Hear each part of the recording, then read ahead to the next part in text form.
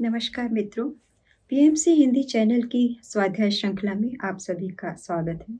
हम सभी आध्यात्मिक जिज्ञासु लोग सृष्टि के 5 तत्वों के प्रति बहुत जिज्ञासा रखते हैं। ये 5 तत्व पृथ्वी, जल, अग्नि, वायु, आकाश।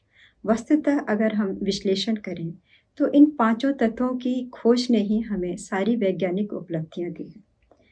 इन पांचों तत्वों में जल एक ऐसा तत्व है जिसके बिना हमारा अस्तित्व संभव ही नहीं है। वैसे तो पांचों ही तत्वों की अपनी अपनी भूमिका है, लेकिन यदि सभी संस्कृतियों का अध्ययन करें तो जल को लेकर के उसके प्रयोग बहुत ही ज़्यादा लोकप्रिय हमेशा से रहे हैं।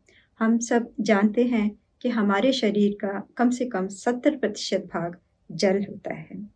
इसी जिज्ञासा को आगे बढ़ाते हुए पानी पर सबसे अधिक शोध जिस महान व्यक्ति ने हाल ही में की है वो हैं जापान के डॉक्टर मसारू इमोतो।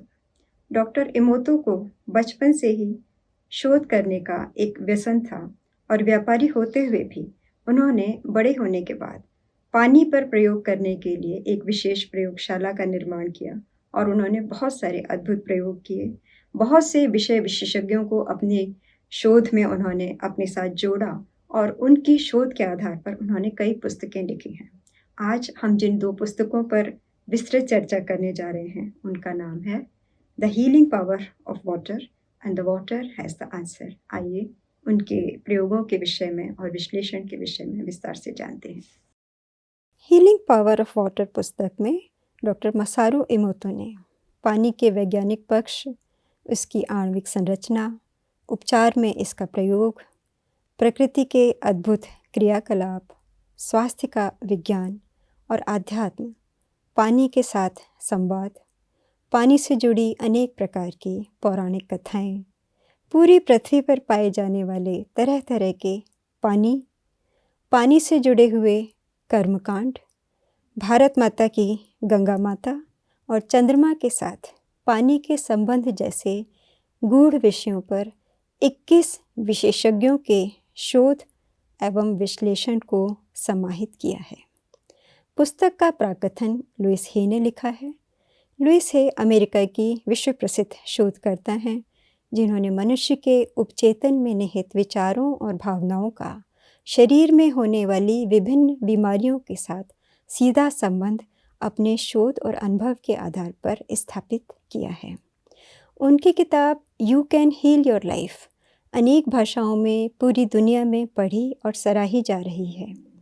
लुइस ने इस किताब के प्राकथन में लिखा है कि वे डॉक्टर मसारू इमोतो को कई वर्षों से जानती थीं और दोनों अपने अपने शोध के विषय में अक्सर बातचीत करते रहते थे। लुइस के 80वें जन्मदिन पर डॉक्टर इमोतो ने उनको एक फ्रेम किया हुआ वाटर क्रिस्टल का अद्भुत फोटोग्राफ उपहार में दिया। ये water crystal you can heal your life कहने से पानी में निर्मित हुआ था। इसे देखकर लुई की आंखें भर आईं और उन्होंने लिखा कि उस चित्र को उन्होंने जीवन भर अपनी अमूल्य निधि की तरह संजोकर रखा। वर्ष 1994 में पहली बार डॉक्टर मसारू इमोतो ने पानी को जमा करके उसके क्रिस्टल का फ़ोटो लेकर देखा। अब तक पानी पर उनकी प्रयोगों के परिणामों पर अनेकों पुस्तकें प्रकाशित हो चुकी हैं जो दुनिया भर में अनेकों भाषाओं में पढ़ी जा रही हैं। आश्चर्य की बात यह है कि किताब पढ़ने वाले लोग पानी में बने क्रिस्टल का चित्र देख कर के ही अपने अंतर्बोध से सहज रूप से उस चित्र में निहित मनुष्य के हृदय की भावना को समझ लेते हैं।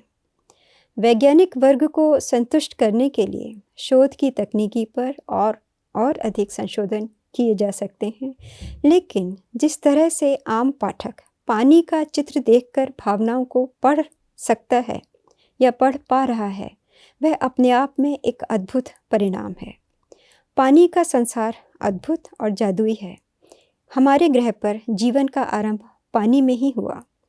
मनुष्य के भ्रूण का विकास भी पानी में ही होता है। हम मनुष्य लोग 70% पानी ही तो हैं। जमा हुआ पानी द्रव पानी से हल्का होता है। अगर पानी में यह गुण नहीं होता तो सर्दियों में नदियों के नीचे बर्फ़ जम जाने पर पानी में रहने वाले पेड़ पौधे और जीव जंतु मर सकते थे।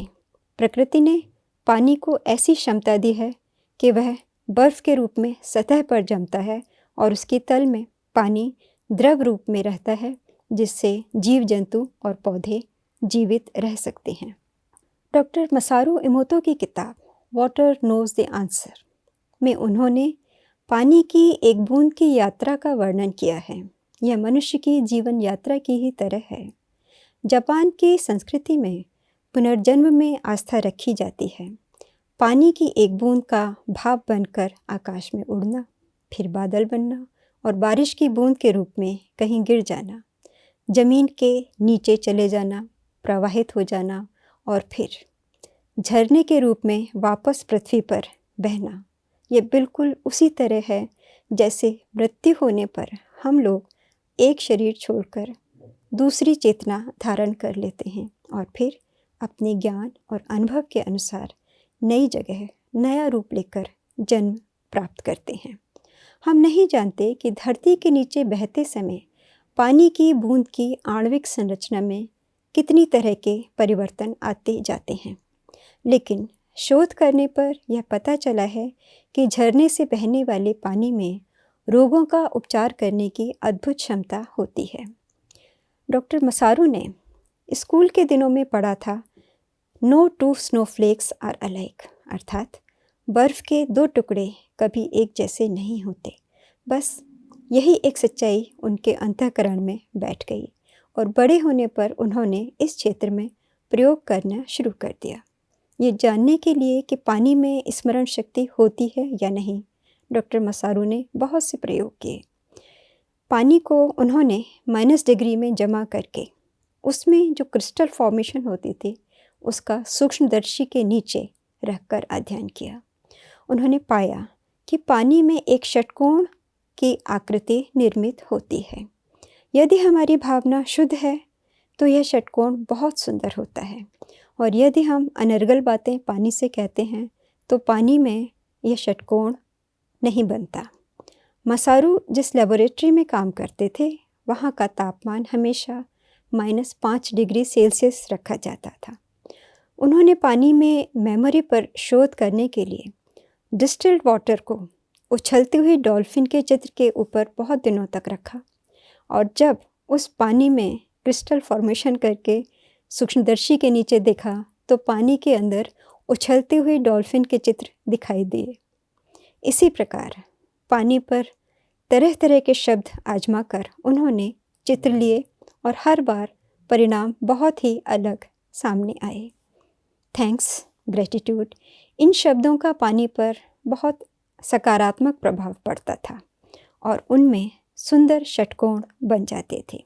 लेकिन ये क्रिस्टल केवल 2 मिनट तक ही दिखाई देते थे और उसी समय उनका चित्र लेना ज़रूरी था, यह जानने के लिए कि रसोई के नल से आने वाला पानी, क्लोरीन से साफ़ किया गया पानी और झरने से प्रवाहित होने वाले पानी की आणविक संरचना में क्या अंतर है। उन्होंने कई प्रकार के प्रयोग किए और पाया कि झरने से बहने वाला पानी सबसे सुंदर क्रिस्टल निर्मित करता है और इसीलिए इसमें रोगों का उपचार करने की क्षमता होती है। Thanks, gratitude, deep love, swan, lake जैसे शब्दों का प्रयोग करने पर अलग अलग तरह के क्रिस्टल पानी में निर्मित हुए। मैसेज फ्रॉम वाटर कहने पर जो क्रिस्टल बना उसके केंद्र में एक नए क्रिस्टल की आकृति दिखाई दी। पानी में मेमोरी होने के परिणाम सिद्ध होने के बाद डॉक्टर मसारू इमोतो ने अपने शोध दल के साथ पानी पर संगीत के प्रभाव पर प्रयोग शुरू किए। 2 लाउड स्पीकरों पर संगीत बजाया जाता था और उनके बीच में एक कांच की शीशी में डिस्टिल्ड वाटर रखा जाता था। अलग अलग ऋतुओं का संगीत पानी में अलग अलग तरह के क्रिस्टल बनाता गया। वसंत ऋतु के संगीत से बने चित्र देखकर लगता था कि जैसे नए पौधों के अंकुर निकलने जा रहे हैं। ग्रीष्म ऋतु के संगीत से बने चित्र देखकर लगता था कि फूल पूरी तरह से खिल चुके हैं। शरद ऋतु के संगीत से बने चित्र देखकर लग रहा था कि जैसे बीज अभी विकसित हो रहे हैं। शिशिर ऋतु के संगीत ने जो क्रिस्टल बनाए, उन्हें देखकर लगता था कि जैसे बीज अब कहीं बर्फ में छिप गए हैं और अब आराम करने और मौन धारण करने का समय आ गया है। बीटल का प्रसिद्ध गाना यस्टरडे बजाने पर जो क्रिस्टल की आकृति बनी वह कछुए के रूप में थी, जिसका अभिप्राय इम्यूनिटी सिस्टम मजबूत होने से निकाला गया। प्रेशियस वाइट गाना गाने पर सफ़ेद रंग के क्रिस्टल पानी में निर्मित हुए। डॉक्टर इमोतो ने शास्त्रीय संगीत, बुद्धिस्ट संगीत, भारी धातुओं के संगीत और लोकप्रिय गानों पर अनेक प्रकार के प्रयोग किए। सबके परिणाम अलग अलग आए, जिससे यह स्पष्ट हो गया कि पानी अलग अलग तरंगों को अलग अलग प्रकार से याद रखता है। जापान के लोग मानते हैं कि शब्द में आत्मा होती है, इसलिए उन्होंने ये जानने का प्रयास किया कि क्या पानी पढ़ सकता है। उन्होंने पानी पर टैग लगा कर रखे, थैंक यू, ओम नमः शिवाय आदि। ओम नमः शिवाय का टैग लगाने पर पानी के अंदर एक मंडल की आकृति का क्रिस्टल बन गया। सोल का टैग लगाने पर एक अलग ही तरह का बहुत ही तेजी से बढ़ता हुआ क्रिस्टल दिखाई दिया। बैड लक, लकी, इन शब्दों से बने चित्रों से डॉक्टर इमोतो ने यह निष्कर्ष निकाला कि हम जो कुछ भी सोचते और कहते हैं उसमें हृदय की सच्चाई और एकाग्रता का बहुत प्रभाव पड़ता है। हीलिंग हैंड्स ऑफ मदर, यह संदेश देने पर पानी में जो क्रिस्टल बने वह हल्के गुलाबी रंग के थे, जिनमें माँ का प्यार और जीवनी शक्ति की भावना झलक रही थी। एक गिविंग बर्थ कहने पर जो क्रिस्टल बना उसमें जीवन के आरंभ की हलचल प्रतिबिंबित हो रही थी। Water is a very honest mirror. Doctor मसारू Emoto के प्रयोगों से हम यह कल्पना कर सकते हैं कि मंत्रों का पानी पर कितना अद्भुत प्रभाव पड़ता है, और जब हम मंत्र को पढ़कर उस जल को ग्रहण करते हैं तो वो हमारे शरीर में जाकर किस प्रकार से सूक्ष्म जीवाणु, विषाणु और अन्य प्रकार के विष को हमारे रक्त से निकालने में सफल हो सकता है। मित्रों, मुझे उम्मीद है कि डॉक्टर मसारू इमोतो के जितने भी प्रयोगों का वर्णन हम लोगों ने किया उससे हम सभी की जानकारी बहुत समृद्ध हुई होगी।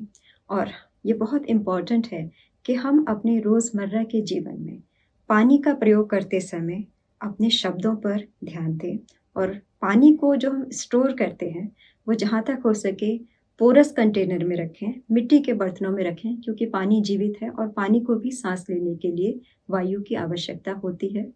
बहुत सारे प्रयोगों से यह सिद्ध हो गया है कि प्लास्टिक में पानी रखने से पानी की जैविक ऊर्जा में कमी आती है। अतः हमें पानी मिट्टी के बर्तनों में रखना चाहिए, या चांदी के बर्तन में या तांबे के बर्तन में, जिससे कि उस धातु के गुण भी पानी में आ जाएं और ये धातुएं हमारे शरीर में जाकर के हमारे शरीर को स्वस्थ रखने में हमारी सहायता करें। मुझे उम्मीद है कि इसी तरह से हम सभी तरह तरह के ज्ञान प्राप्त करते रहेंगे, साझा करते रहेंगे। बहुत बहुत धन्यवाद। नमस्कार।